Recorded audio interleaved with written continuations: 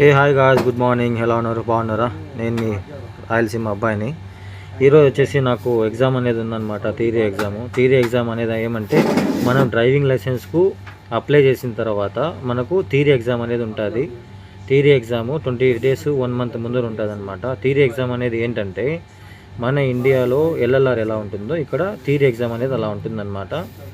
ఇక్కడ థియరీ ఎగ్జామ్లో ఏమేమి వస్తాయంటే ఇక్కడ రోడ్స్ గురించి కానీ, సిగ్నల్స్ గురించి కానీ, ఇక్కడ రూల్స్ రెగ్యులేషన్స్, ఫైన్స్ గురించి కానీ మొత్తం అంతా థియరీ ఎగ్జామ్లో మనకు చెప్తారనమాట.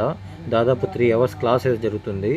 ఈ క్లాస్లో మనము బాగా విని వాళ్ళు ఏం చెప్తారో బుక్స్ ఇస్తారు. ఆ బుక్స్లో మనం చదువుకొని మనకు ఒక సిస్టమ్ ముందర వెళ్ళి మనము ఆ క్వశ్చన్స్కి ఆన్సర్ చేయాలన్నమాట.